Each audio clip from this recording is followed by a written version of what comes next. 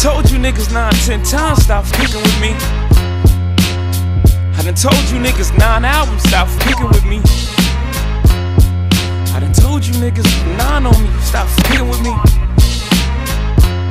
You niggas must got 9 lives. Ninth Wonder, put that knife. What up, y'all? We're back at it. Ninth Degree with Ninth Wonder. How's everything been? Good. We're in Savannah in downtown Philadelphia, a couple hours away from Brown Sugar Volume 2. Jesus Christ. and we got Ninth here. To once again ask him a bunch of questions, give him the Ninth Degree. You know, the first thing that we have to ask about is the whole little brother situation. Right. There's probably rumors out there that are swirling around. Set the record straight. What's the deal? It's just a situation that, we were growing in different directions, and, you're growing in different directions, keep moving in that direction. And we were going one way, I was going in another, so we decided to have a mutual agreement to grow our separate ways. Okay. And that grow. That's basically it. Amicable split. Okay, good. And it's interesting because this actually sort of the little brother situation actually made us take a step back and look at the state of music and some of the things or one thing that we found or we realized was that there's not too many groups out there. Right. I mean, you have the Roots, Tanya Morgan, and you could probably count how many hip hop groups there are on 2 hands. Exactly. Basically, is there something special that groups add to music? Do you think it's a problem that there aren't too many groups anymore? I think the thing about groups is it's more about, I hope we keep going back to the truth, but that's more about generation. We follow groups, we follow artists better than this particular generation does. Not to say that nobody from this generation follows artists, but it's kind of, the thing, like I said, the thing about groups, you have to have a certain type of loyalty that comes with it. And that you follow a group over the years. I've been listening to Public Enemy since '88. Right. Now people follow songs.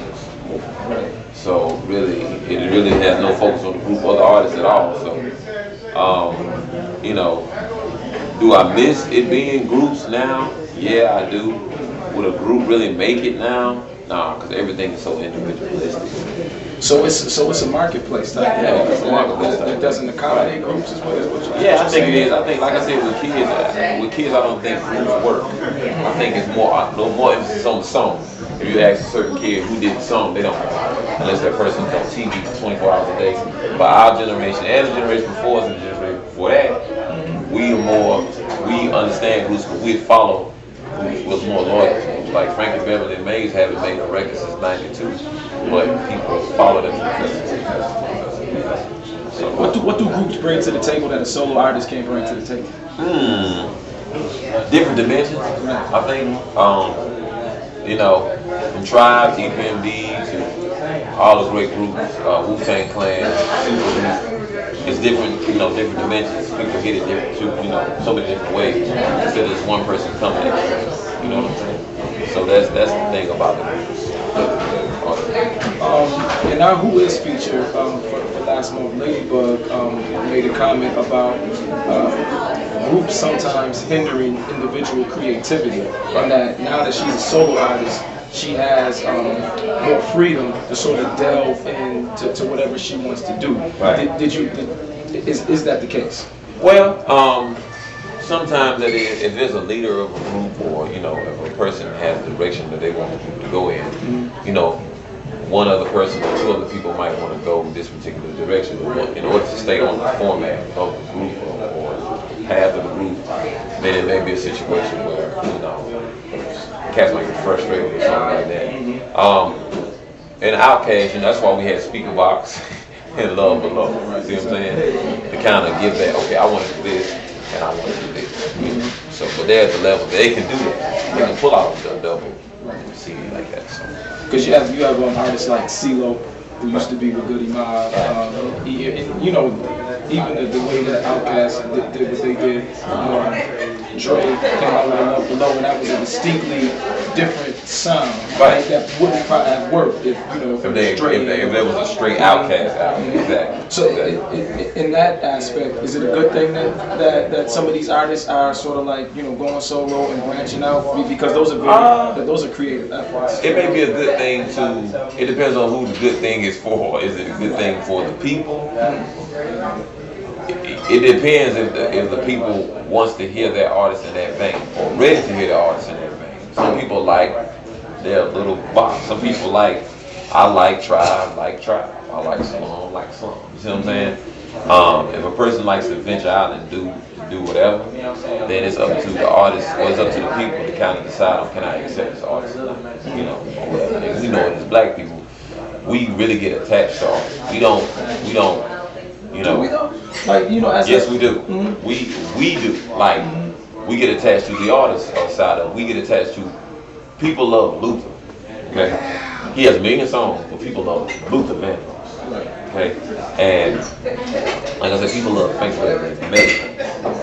People love, list goes on and on. You just got some diehard fans that just love music. Music can put out anything. Music Soldier can put out anything, but they love him, regardless of that.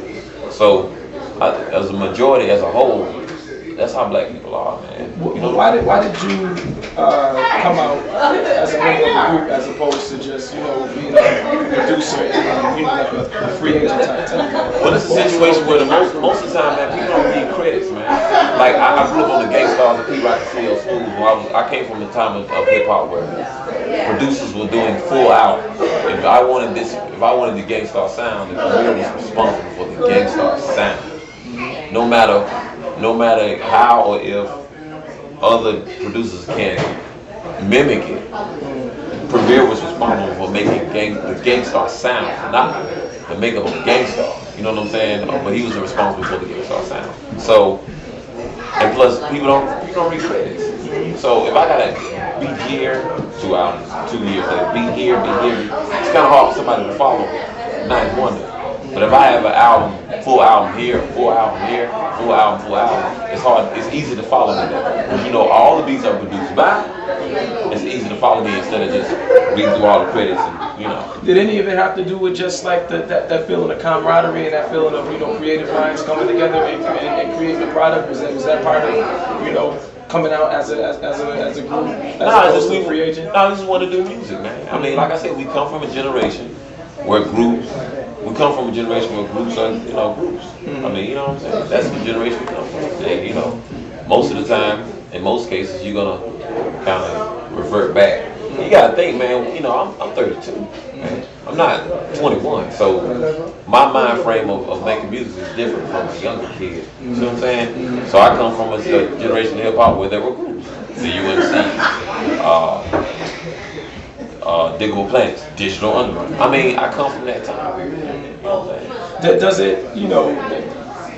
it concern you that there aren't any groups, or that in today's marketplace, in today's environment, the whole notion of a hip hop group or an R&B group is does it concern me? Extinction? No, it does not concern me, because does it concern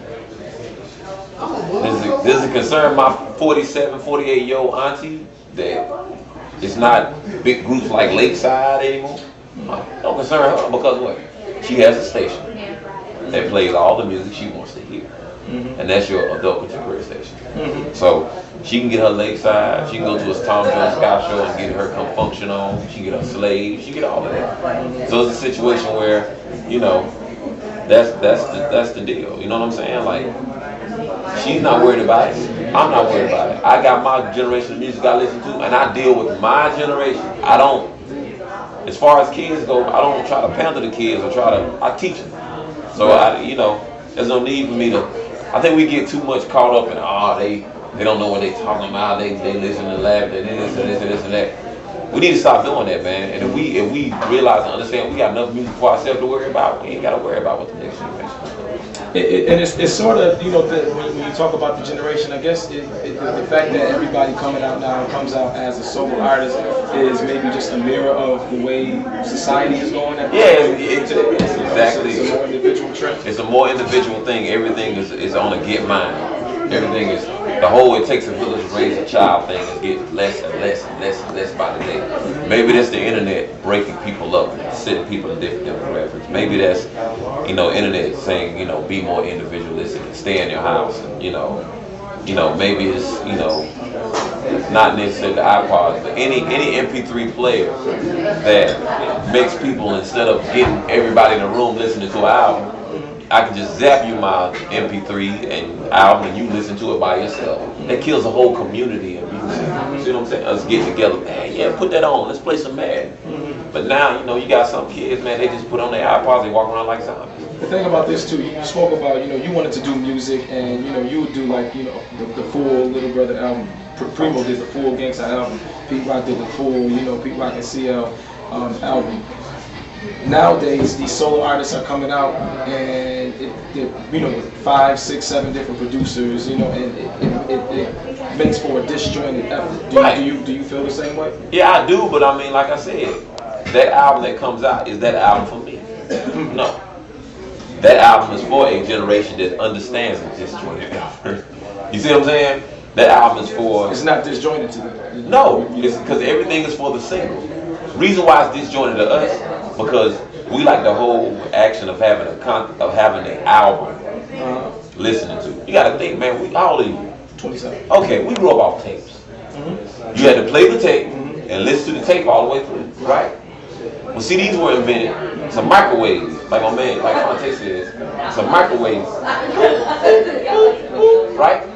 So this generation, you got to think, some kids in this generation is 18, 19 years old. All they know is CDs. They don't know tapes. So if all they know is CDs, they don't even know the name of songs. They know track 1, track 2, track 3. So then pile on top of that, you got some albums that come out and they're used to buying albums with only 2 songs are hot. If they get an album out of 13 songs and 5 of them are hot, they think they got a good album.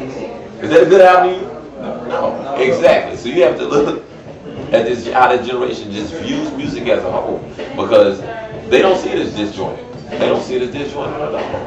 The fact that most artists have 6, 7 different producers on the album because they're no more groups, is beneficial for you as a producer. You feel me? But when thinking about it in that term, or on those terms, would you still rather do an effort like Mad Villain, where it's Mad Lib and MF Doom, Liberation was Mad Lib and Kweli? Do you have any of that type of stuff in the works? I mean, I've done 1, 2, I got 3 birds out. Yeah. Well, it would be the 3rd bird out. The Buckshot record, Gene Gray record. The problem with all those records is, and even with the Mad Villain, it's not made accessible to the people who need to hear it. Who needs to hear it? People our age, man. You gotta think about it, man. Like I said before, your average woman who works, who may have kids, who may have a husband, they ain't got time to be looking. I don't know too many women that go on the internet to look for music. I just don't. Like, they may go on there to Amazon, but they don't have time to go on the internet, look for music, burn and see. They ain't got that kind of time. So, and that music that kind of speaks to us are put in those places where we don't go. So until that changes, you see what I'm saying? But other than that, though, it's like, I can do, this is an album. The albums that I'm doing now, I'm trying to make sure that my generation gets the music. And you have to put it out there a certain way. It's all about accessibility. If you're not accessible to the public that you're trying to reach to, you just lost in the song. Simple as that. So I think, a lot of women may like the Mad Villain, some stuff that the Mad Villain. Like, Mad Villain is my dude, he gets obscure, like he's an obscure guy. But, and some stuff they be like, girl, like, because to women, music has to sound fun. Grown women, music has to sound fun. It can't be too serious. And it can't be too over the head. It has to sound fun. It's more of a feeling. It has to make you feel good. And the beats that he makes make you feel good. The problem is, and I teach students every day, they don't even know really what feel good music is. All they know is, well, maybe their feel good music is snap music. Maybe so, but that may be true. But even when we talk about the emotions that snap music is, when we talk about those particular emotions, it don't give you the same. Snap music is not life music. You know what I'm saying? OJ is life music. Tribe Called Quest is life music. So what's on the horizon for you? Man, like I said, I have a label on the Asylum, which is an independent label on Atlanta. I got that coming up. I have a new song coming out with breakup. It's gonna be a 100 album that's coming. Hopefully that it kind of still break me into the festival where I want to get. Me and Merz has finished the album. Buckshot is coming March 4th. We're gonna be performing. So you got a lot of stuff. Yeah, man, and sports too. Yeah, this is real music. Yeah, man. And TV. Well, we about to put 3-4 hours away from the party. We gonna party? You gonna tear it up? I heard everybody's coming to the party. Everybody's talking about it last time, man. I just wanted to be I like my party to be big family reunion. Everybody come in, it's not a bunch of front, not a bunch of who was there, about profile. Everybody come in, have a good time, man. Can't wait, man. I'm gonna do Yeah. Thanks again. Okay, man. This is realmusic.com, 91 to 9th degree. Until next time. Peace, peace. Just swing it. Come on.